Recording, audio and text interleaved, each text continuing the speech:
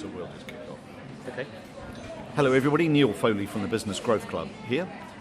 Really pleased today. I was going to say this morning because they're normally morning, but it's not the morning, is it? It's the afternoon. Definitely the afternoon. Really pleased to welcome Paul Grenyer here today from Naked Element. And we're in a noisy cafe in Eaton Park, for those of you who know it, in Norwich. It's cold and wet outside, so everybody's indoors, including dogs, small children, a bit of everything. So, anyway, how are you, Paul? I'm well, thank you, yeah. Very well. How are you? Yeah, I'm very well, thank you. I'm looking forward to this. Yeah, me too. So what we're hoping to achieve over the next half an hour or so is Paul runs a software company, software development, web development, anything to do with data and understanding systems. Now, if you're a bit of a techno slob like me, I don't know what any of that means. So what we're hoping to do over half an hour is, I know there's some real differences in the way that you approach business, so we're going to try and explore what makes Naked Element different. And maybe, as a listener, you can take some of this forward for some of the software people you're dealing with if it's not Paul. Does that sound like a feasible thing, Paul? Sounds really good, yeah. So let's kick off. Just tell me what you do as a company. What does Naked Element do? So we write bespoke software. So basically we look at people's processes, we look at their problems, and we write a software solution which solves those problems, makes them more efficient, saves them a bit of money. So why would I use Bespoke then? Haven't Microsoft and Apple and all the millions of app designers and web designers out there, haven't they got software I could use?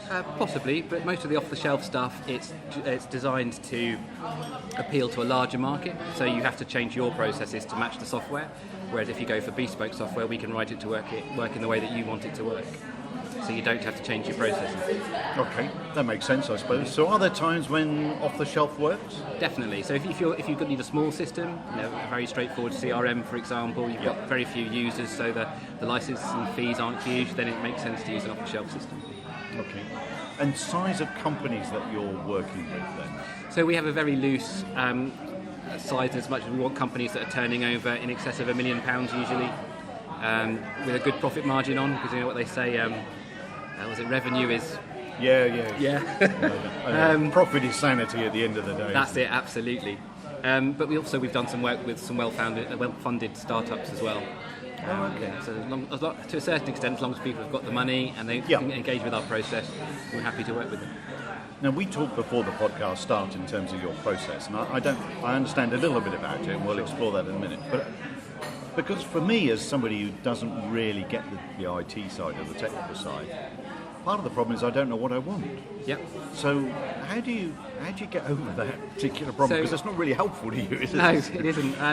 Actually, when people turn up and they know what their problem is, and they might have an idea about how to solve it, but they don't know what they want, they don't know what the solution looks like, that's really good for us because our process allows us to help them. Yeah. So we usually start off with an informal chat, and then that moves to what we call a user story workshop, where we send the client a little bit of reading material with a guide to help them understand our process, and they come in and we do a user story workshop where we talk to them about all of the different things that they want their software to do and all of the different contexts that they want to do it in and who's going to be using their software, and we turn those into small stories which are one or two sentences which describe an individual feature within the software in a way that allows them to understand what the feature will do and us to understand what the feature will do, and more crucially from our point of view, it helps us then estimate, because we can estimate in small chunks.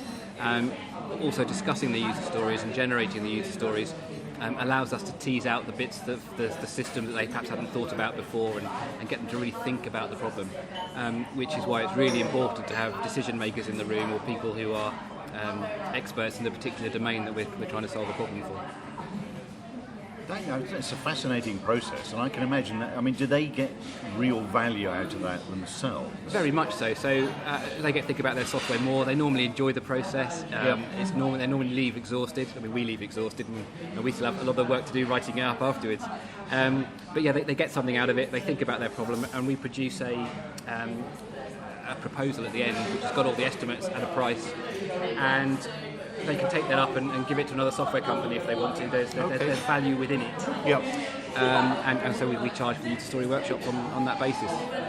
And how long do these workshops normally last? So we normally allow about 4 hours, but they can go on all day depending on the Wow. size of the project.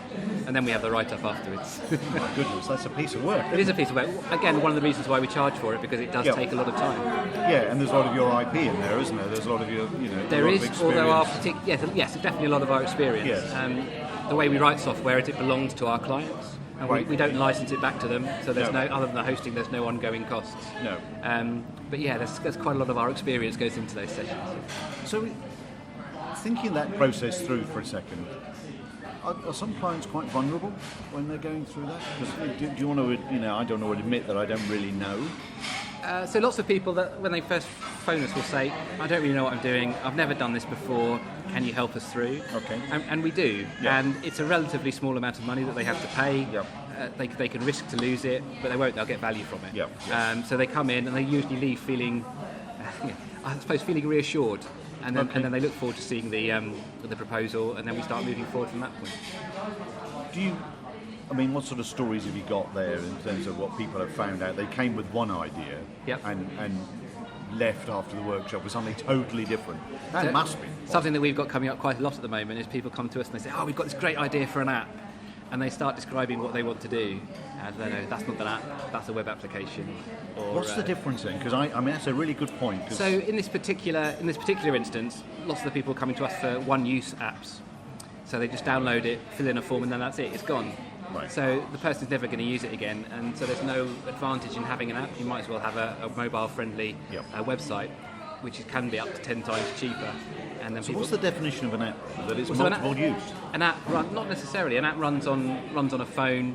Specifically, it's written for the phone. It's not just a browser displaying your web application, and it can create a better user experience rather than trying to shoehorn the controls for a phone into a mobile browser.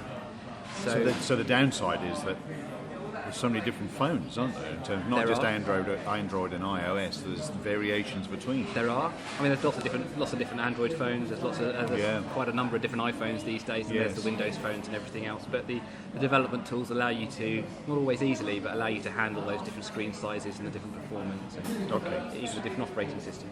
So a common one is people saying, I want an app, Yeah. whereas actually they don't. They don't. Yeah. And what about once they've gone through the user experience? What are some of the other sort of stories that you've got? So we had, not so much in the workshop, but we had one client who came to us for a piece of software to sit between an app and their database. And by the time we'd finished sort of talking to them and developing stuff, we discovered that what they actually wanted was a website that they could use to do their sales and their quoting. I'm sounding very much like, no, you never want an app, you often want a website, but we've had great success with a Yeah. number of the apps that we have done. Okay. For example, there's a company out in North Walsham who have remote workers, and they go and fit doors and windows, and they have to have a photograph and fill in a questionnaire, and they were losing their bits of paper. So we've got them an app, they can take 2 photographs, fill in the questions, and then as soon as they've got internet again, it gets sent off centrally, Oh, brilliant. so they never lose anything. I'm just trying to think what else people come out with. So I think often people come into our sessions with a big idea about what they're going to achieve and what they want the system to do, and they want to do everything straight away. So whereas with most companies, you go away at that point, build it, and bring it back to them, I don't know, argument's sake, 6 months later. Yes. We would try and say, well, what can you start to use now? And we would then develop that part of the software to begin with, start getting them using it, which could be as soon as 4 weeks from when we really? start building. And then we iteratively build on it, getting them to where they want to go. The other advantage with that is after they've seen something, and 4 weeks has passed or 6 months has passed, and they've seen something else, and their ideas have changed, and they're not welded in, if you like, to their original what they thought they needed. They can change their mind, and our process and our structure allows for that. That makes perfect sense, because I was thinking if I spent 4 hours in a user workshop, with your experience and expertise, you'd end up with a shitload to think, actually, I've got generating this monster now. Yeah. How the hell do I do it? So Yeah, what you're exactly. saying is, it is a monster. Yeah. But it's one that we can get you using within 4 weeks, and just dipping your toe in, Yep. and because with the best will in the world, the user workshop may not come up with the whole story, may it? Absolutely. Because you're relying on what's in my mind, and if Yep. I haven't explained it very well or Yep. I've forgotten something. So another thing about user stories is they're also a placeholder for a conversation. So there are a couple of sentences which That's a give... real IT term. What's a placeholder for a conversation? What does that mean? So it's not actually an IT, Isn't it? at I've all. never heard of It is that literally when I come to implement the story that's written on this card. Okay. It reminds me that I need to go and talk to the client again to make sure of the detail. Okay. So it's a placeholder for a Yeah. conversation. Okay.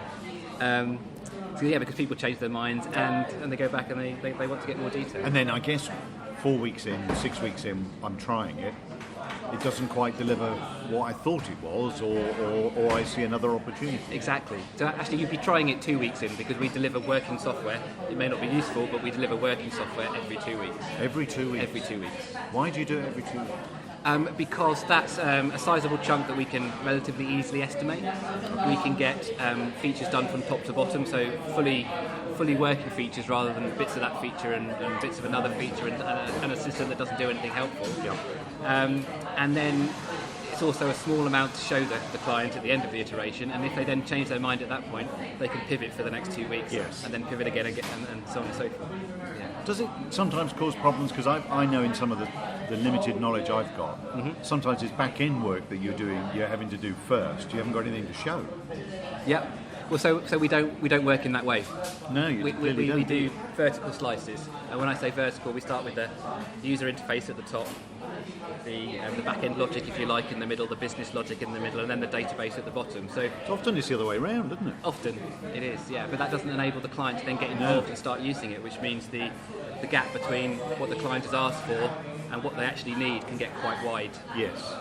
Which I guess is one of the traditional Yeah. problems, isn't it? Yeah, it's traditional waterfall, yeah. And then you get into arguments about what you are going to pay for and what you're not, and what was in the original scope and what wasn't. So our scopes and our client's commitment last effectively for each of those 2 weeks. Really? At the end of any 2 weeks, they can stop and they can change their mind And walk away. and walk away. They can pick the code up. As long as they paid the bill, they can pick the code up and walk away. So you invoicing fortnightly? Invoice fortnightly.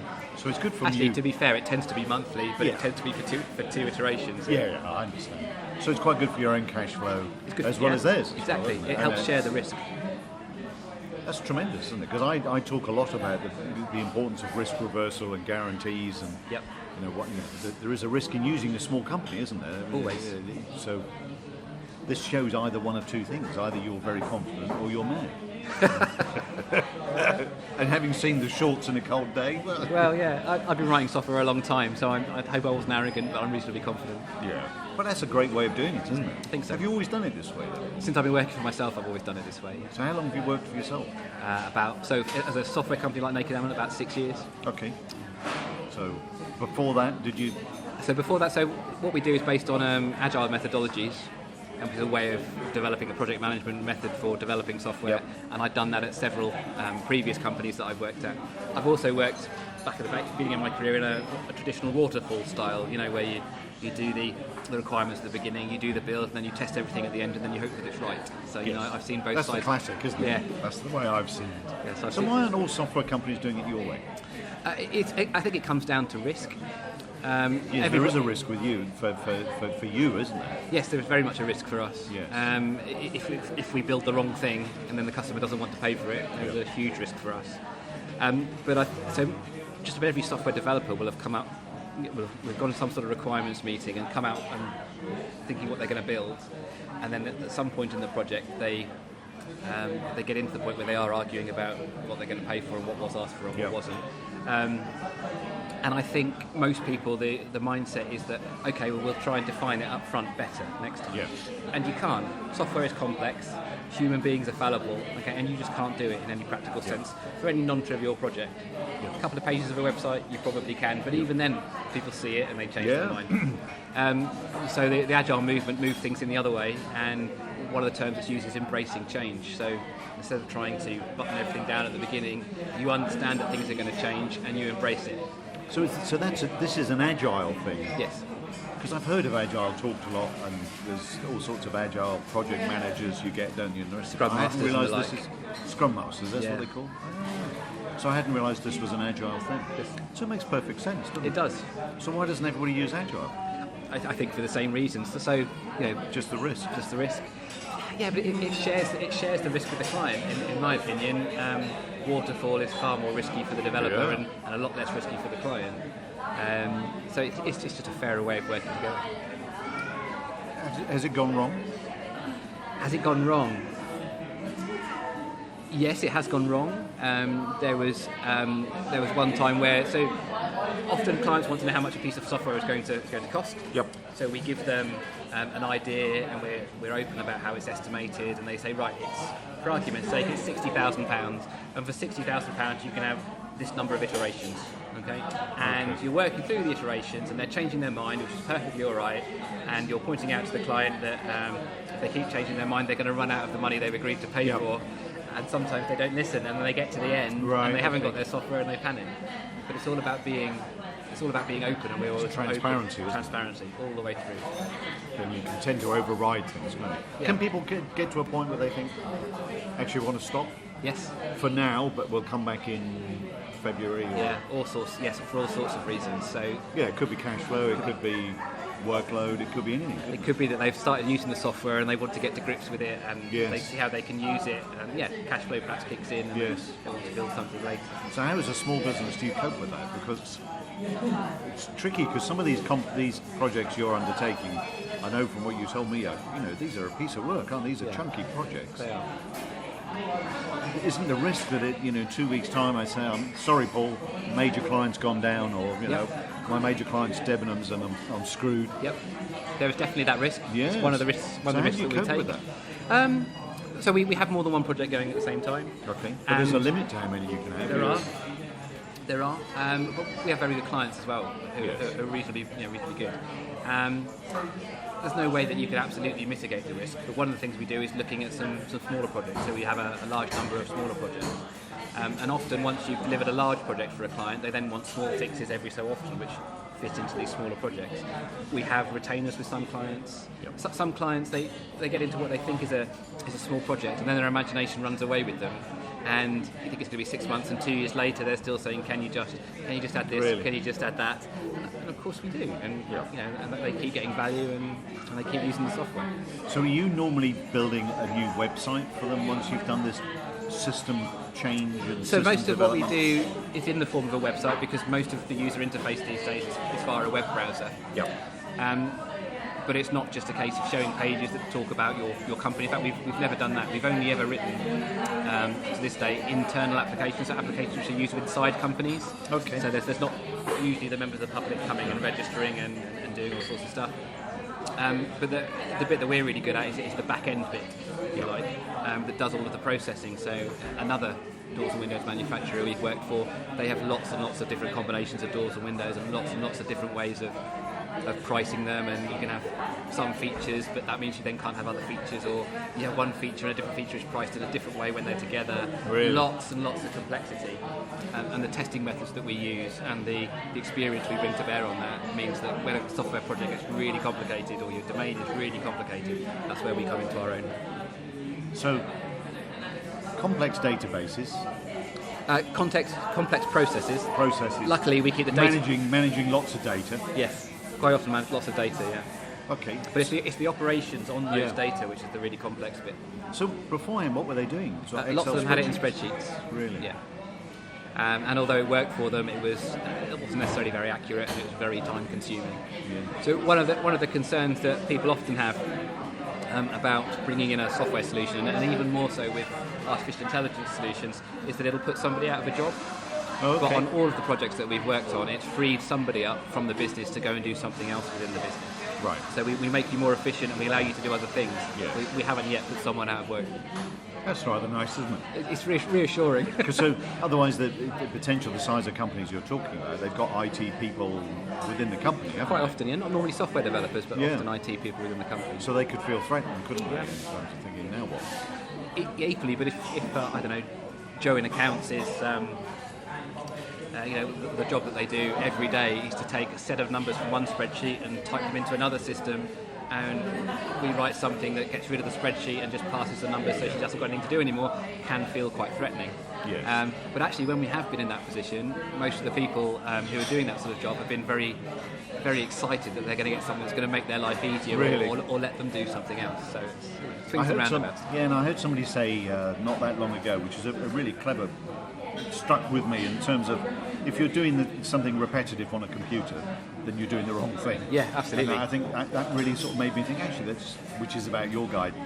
The numbers going from one sheet to another is just bonkers, isn't it? Yeah, it's not what BC's supposed to be doing. So that makes perfect sense. So how do you then think of, I mean, I'm interested as a small business, how you get over the feast and famine bit, Paul, because you get a really big project, as you say, a client's really excited, throws lots of stuff at you, makes a huge difference to them. There must come a point where you suddenly think, where's everybody gone? Where you sort of stick your head above the parapet. It can be like that, but being aware of that situation, we don't stop prospecting at any point. We keep looking for new business. Although, are you? I mean, is it unfair to say you're more reactive in the prospecting than you probably should be? Everybody's more. That was a leading question, but in their process. Yes, we are. There are other things we could do to make it better. Okay. There has been a certain amount of luck, and we are. We all need luck. We all need luck, and we're very good with our clients. They keep coming back to us because they want more. And although we wouldn't be foolish enough to rely on that long term, that has been really useful in the past. So where's most of your business coming from? Because I know we spoke at the beginning, not from your website. No. Most of our business, in fact, I would say 95% of our business is through referrals. Really? So either people that we've worked with previously, or that we've met networking, or have seen some of the things that we're doing and passed somebody else on to it. Great. What sort of networking are you doing? It varies. So obviously I do a lot with Norfolk Developers, which is a local group for software engineers. That's the one where you had the meeting on Monday last week, is that right? Yeah, that's right. Yeah, we did a technology showcase, and we had a number of technology businesses showcasing to non-tech businesses to try and break down some of the walls and get people talking. This is the one where you were in your shorts and cowboy boots? I'm always in cargo shorts and army boots, yeah, it's all the time.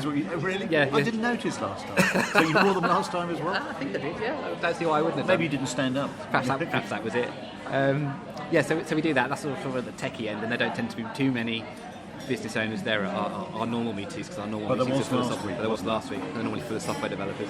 We do a lot of stuff with the chamber. Yep. Okay. We're doing more and more stuff with manufacturing interest groups. Okay. When we're invited to stuff, we tend to go. So we get invited to lots of openings of things and meetings with councillors and that sort of thing, and we go along and we talk to people. Now, you never know where these conversations are going to go, do you? You don't. Yeah. I mean, you can go to 10 networking events in a couple of months and get nothing, and then you go to the next one and it's suddenly a 50 grand project drops in your lap. It's it's so difficult. And I guess it's one of the issues, isn't it, that we all have sometimes at business is unless something's broken, I don't necessarily need to do it now. Yes, exactly. Okay, it's not great, and I know the system could be better, but I'll wait till January and I'll wait till the spring. Or let's get Brexit out of the way. And there's all this crap in there which can be quite problematic, can't it? Yes, it can. And people often have an idea in their mind about what they want to do, but like you say, they keep putting it off because of the cost. But actually, that's not where most of our clients are. Most of our clients have got to the point where the pain is too much, and they want to start moving forward very, very quickly. And they realise that unless they do something, that it's never going to change. There's often I need to get the board on side, I need to get X, Y, and Z on side, and that's also where we come in, because we can come and talk to boards, we can come and talk to people on the shop floor, we can come and get everybody involved in the project and see that it's a good thing. So would they all be involved in the user experience? It depends. So the really important things about user story workshops is having the people there who can make the decisions and have the domain knowledge, so that you can get decisions made and questions answered at that point, and it doesn't delay the process or impact later parts of the process when you've got a fundamentally important missing piece of information. Because I said to you before we started the podcast, one of the things I had before was somebody scoping what I wanted in terms of I had an idea for a website. It was only a website and a back-end system that I wanted with it. And the scope was really useful for me because it clarified in non-IT speak what I wanted. But you're not entirely sure you like that approach, are you? It's not always helpful to us and our process if people come with a very detailed spec. Okay. The reason being, it'll be from a point of view of what they're trying to solve, and we help them think more holistically about what they need. And as we're going through each of the individual features, we're teasing out, have you thought of this, have you thought of that? We understand usually better than our clients about how the web works, how user interfaces work, so we can get people to think about what is the best way to get something to work. In some cases, we bring in user experience experts who are true experts in understanding how people interact with software, and they can do everything down to watching someone's eyeballs and how they move about on the screen, when they're doing a prototype or something, and really help you understand how to get your users to engage. Yes, I mean, I've heard of these things and the rest of it. I think technology can do almost anything, can't it? But you're right, I guess there's a big difference between what I think I want and what I really need. Yeah. In essence, is what you're saying. So your user workshop will help eke that out, won't it? Exactly. Yeah. Okay. So what's the future hold then for Naked Element? The next thing that I want to achieve is I'd like to get a household name as a client. Okay. We're not sure who we'd like that to be yet, but we were inspired by another local software company who've recently done something similar. We want to grow the team. So the household name, what would put you on the map? Is that? Yeah. So when people come and say who have you worked for or what have you done, most of the people that we work with, they haven't heard of because they're relatively small local companies. So you're not fishing just in the pool here in Norfolk. You're fishing sort of throughout the UK. Yeah, absolutely. So nationally, we'd like to be international as well. I mean, Amsterdam's closer than London. Yep. So yeah, we're definitely looking to throw the net out wider. And I know I made an introduction to Derek Scanlon. Have you spoken to Derek? Yeah, I spoke to Derek. In this cafe a couple of weeks ago. Last week. Yeah. Oh right. And what came of that? Derek, for people who don't know, Derek Scanlon's the digital advisor for the Department for International Trade. Top-notch fellow. How did you get on? Really quite well. There was a lot of there's a lot of funding we can get, especially for going internationally. So they can match fund up to 50% for conferences and travelling to see customers and that sort of thing. They seem to be doing all sorts of independent things which are good for local businesses and referrals networks. They run a lot of events and they're very interested in the events that we run. Yes. So it's quite a good conversation. I went to an event that Derek ran in Bury St Edmunds, Newmarket, a couple of years ago, 3 years ago. And they had probably a dozen businesses doing pitches for international side. There were probably 100 people in the room. And you had to stick your name on a flip chart if you wanted to talk to the person who did the presenting. Oh, okay. Which was very clever. And most people were very quiet, but there's one company that came out and they were talking about the web, and they were very sneaky because they used 2 Google adverts. Oh, right. And so they were Google adverts, but people hadn't seen them, so they assumed they were their adverts. Right, okay. And they were very, very high end, very funny, all about the user experience, about turning up at a supermarket and having to log in and forgetting your password, and all you want to do is buy a pint of milk. Yeah. It's very clever stuff. And while they were talking, people were getting up and going over and writing their name on the flip chart. Brilliant. So he got 12 appointments. Yeah. Out of No, that. that is a good idea. And that was all through Derek. Yeah. Just getting yourself out there. Because what astonishes me is how many different businesses there are. Oh yeah, especially in Norfolk, where most of them are quite small, and there's lots of them. But doing lots of manufacturing, lots in automotive. Yes. You hear people say manufacturing's dead, but the high-end manufacturing most definitely isn't, is it? No, not at all. I mean, we were talking to an automation company earlier in the week who were looking to modernise. They're running a lot of stuff off spreadsheets, so lots of them. So, Naked Element, household name. Yes. Expand more into, hopefully, internationally. Yep. Build the team. Yep. You looking to speak to then? I mean, how do you go about recruiting people who are the right sort of quality? That's very interesting. So I've worked with a lot of people over the years, locally and not so locally. And in most situations, I know who I want to come and work with us. Really? And we approach them, and they say yes, or they say no. Nobody said no yet. Very occasionally we get agents who come to us with people, and sometimes they're of extremely good calibre, and we've taken people on that way. I guess in particular if they're from outside of the area, you won't necessarily have We're really keen to do that because there aren't enough software engineers locally, and so the more people we can get into the ecosystem, the better. Yeah. And Naked Element's very well known within the software community locally, so it's relatively easy for us to attract talent. So how do people find you then? So if people are listening to this thinking, you know what, I want to find out more, going to your website would be one. nakedelement.co.uk. It's got loads of kids on it.